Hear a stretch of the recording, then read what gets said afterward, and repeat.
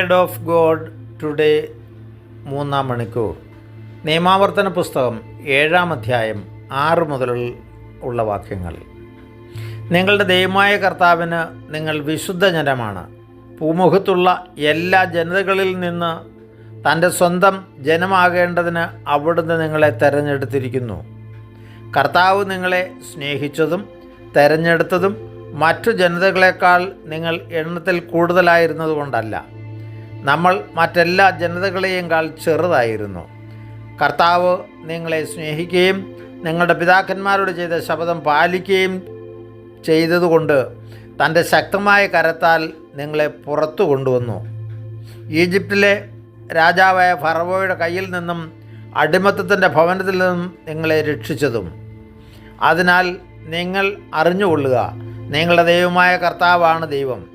തന്നെ സ്നേഹിക്കുകയും തൻ്റെ കൽപ്പനകൾ പാലിക്കുകയും ചെയ്യുന്നവനോട് 1000 തലമുറ വരെ ഉടമ്പടി പാലിക്കുകയും അചഞ്ചലമായ സ്നേഹം പ്രകടിപ്പിക്കുകയും ചെയ്യുന്ന വിശ്വസ്തനായ ദൈവം. തന്നെ വെറുക്കുന്നവരെ നശിപ്പിച്ചുകൊണ്ട് അവിടുന്ന് പ്രതികാരം ചെയ്യും. അവരോട് നേരിട്ട് പ്രതികാരം ചെയ്യാൻ അവിടുന്ന് വൈകുകയില്ല. ആകയാൽ ഞാനിന്ന് കൽപ്പിക്കുന്ന പ്രമാണങ്ങളും ചട്ടങ്ങളും നിയമങ്ങളും അനുസരിക്കാൻ നിങ്ങൾ ശ്രദ്ധിക്കണം.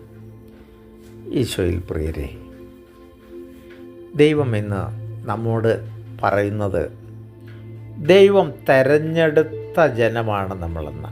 ഇസ്രായേൽ ജനത്തോടാണ് പറയുന്നതെങ്കിൽ ഇന്ന് പുതിയ ഇസ്രായേലായ നമുക്കും ഈ വാഗ്ദാനം അവകാശപ്പെട്ടതാണ്. ഞാൻ നിങ്ങളെ തെരഞ്ഞെടുത്തതാണ്. തെരഞ്ഞെടുക്കാൻ കാരണം നിങ്ങളുടെ മഹത്വം കൊണ്ടല്ല, നിങ്ങൾ എണ്ണത്തിൽ കൂടുതലായതുകൊണ്ടോ നിങ്ങൾ മറ്റെന്തെങ്കിലും പ്രത്യേകതയുള്ളതുകൊണ്ടോ അല്ല. ദൈവം നമ്മളെ സ്നേഹിക്കുന്നത് കൊണ്ട് ദൈവം തൻ്റെ മക്കളായി നമ്മളെ കരുതിക്കൊണ്ട് അവൻ്റെ രാജ്യത്തിനു വേണ്ടി പണിയെടുക്കുവാനും അവൻ്റെ ഹിതം ഈ ഭൂമിയിൽ നിറവേറ്റുന്ന ശാന്തിയും സമാധാനവും ഈ ലോകത്തിന് പ്രദാനം ചെയ്യുവാനും അങ്ങനെ ദൈവരാജ്യത്തിൻ്റെ മക്കളായി ലോകജനതയെ മാറ്റിയെടുക്കുവാനുമൊക്കെയുള്ള വലിയ ദൗത്യം നൽകിക്കൊണ്ടാണ് ദൈവം നമ്മളെ വീണ്ടെടുത്തത്. അവൻ്റെ രക്തത്താൽ വീണ്ടെടുക്കപ്പെട്ടവരാണ് നമ്മൾ. ഇസ്രായേൽ ജനത്തിനെ ഈജിപ്തിൻ്റെ അടിമത്തത്തിൽ നിന്ന് മോചിപ്പിച്ചു കൊണ്ടുവന്നുവെങ്കിൽ പാപത്തിൻ്റെ അടിമത്തത്തിൽ നിന്ന് നമ്മളെ മോചിപ്പിച്ചു കൊണ്ടുവന്ന് അവൻ ഈ ഭൂമിയിൽ നിർത്തിയിരിക്കുന്നത് അവൻ്റെ സാക്ഷിയായി ജീവിക്കാൻ വേണ്ടിയാണ്.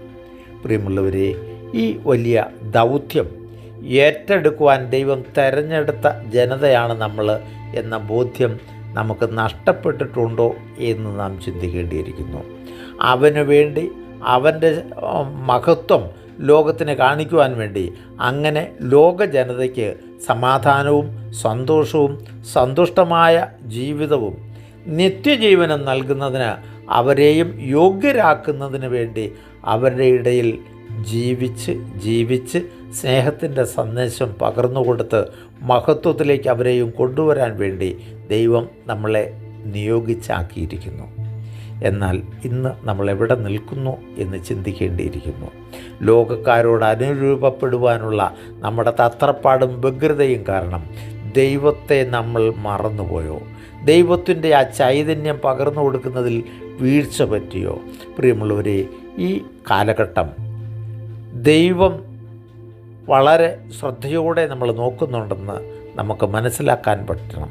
കാലഘട്ടത്തിൻ്റെ അടയാളം മനസ്സിലാക്കാതെ ഇന്നും തിന്നും കുടിച്ചും കല്യാണം കഴിച്ചും കഴിപ്പിച്ചും നോഹയുടെ കാലം പോലെ മുന്നോട്ട് പോയാൽ അപകടമുണ്ടെന്നുള്ള ബോധ്യത്തോടുകൂടി നമുക്ക് നമ്മുടെ ജീവിതത്തെ ഒരു പുനർവിചിന്തനത്തിലേക്ക് കൊണ്ടുവരാൻ ശ്രമിക്കാം.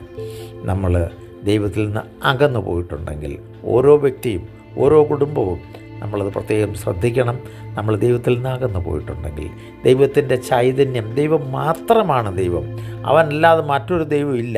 ആശ്രയം അവനിൽ മാത്രമാകണം. ആശ്രയം പലതിലേക്ക് കടന്നു പോകുന്നുണ്ട് എന്നുള്ള യാഥാർത്ഥ്യം നമ്മൾ തിരിച്ചറിഞ്ഞുകൊണ്ട് നമ്മൾ കർത്താവിൽ കേന്ദ്രീകൃതമായ ഒരു ജീവിതത്തിലേക്ക് തിരിച്ചു വരാൻ ദൈവം നമ്മെ സഹായിക്കട്ടെ. പിതാവിൻ്റെയും പുത്രൻ്റെയും പരിശുദ്ധാത്മാവിൻ്റെയും നാമത്തിൽ ആമേൻ.